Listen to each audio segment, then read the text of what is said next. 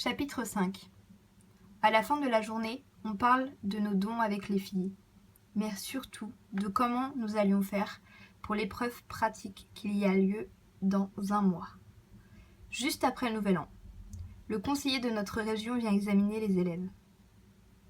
Il doit faire un référencement des dons pour le conseil. Il faudra la jouer fine. Mais j'ai un mauvais pressentiment. Je reçois un appel d'Aiden. Il me parle de l'incident de cet après-midi. Il n'est pas un spéciaux. Il contrôle la lumière. J'en étais sûre. C'était un élémentaire comme nous. Il me dit qu'avec son don, il peut guérir les gens, mais aussi cicatriser plus vite que tout le monde. Ça explique tout alors. On aborde le sujet crush. Kasia nous parle de Stanis. Je lui fais donc remarquer qu'il n'a pas réussi le test, mais aussi de mes soupçons concernant le fait qu'il pourrait être comme nous lui aussi. On serait donc 5 sur 8. Une bonne avancée, plus qu'à confirmer tout ça. Aiden nous rejoint chez moi.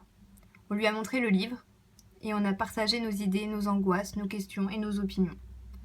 Peu importe à quel point tout cela pouvait être compliqué, on s'était promis de toujours rester soudés. Jour de l'épreuve, qui finalement n'aura pas lieu. Apparemment, il y aurait des soucis au niveau du conseil, des problèmes urgents à gérer.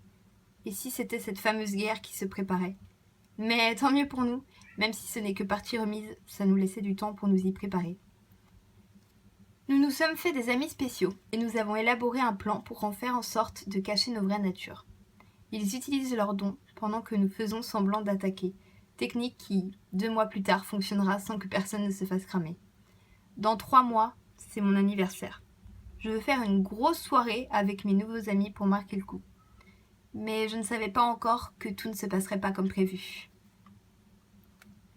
Aujourd'hui, j'ai 17 ans. Déjà presque un an que je suis dans cette classe et que j'ai découvert mes dons, qui d'ailleurs se sont bien améliorés. Kasia venait enfin de se mettre en couple avec Stanis, notre contrôleur d'eau. Et oui, j'avais raison, c'est un élémentaire. Quant à moi et Aiden, on était proches, mais ça n'a jamais vraiment évolué. Je comptais sur cette soirée pour me faire toute jolie et lui montrer ce qu'il raterait si je ne se dépêche pas. Arrivée en boîte, je décide de danser avec Kasia. Puis, je retourne à notre table et bois un verre, puis un autre, et retourne danser avec les filles. Quant à Stanis et Aiden, ils restent assis et nous regardent faire. Plus tard, dans la soirée, un homme, un peu saoul, s'amuse à me toucher les fesses. Mais entre la foule et la luminosité, impossible de voir qui c'est. Je le repousse donc d'un coup sec. Mais avec l'alcool, j'ai un peu de mal à tenir debout sans sourciller. L'homme devient de plus en plus insistant. Je suis seule, mes amis sont retournés s'asseoir et je ne les aperçois pas avec ce monde. Puis, d'un seul coup, je sens quelqu'un à terre à mes pieds. Je me retourne pour voir ce qui se passe.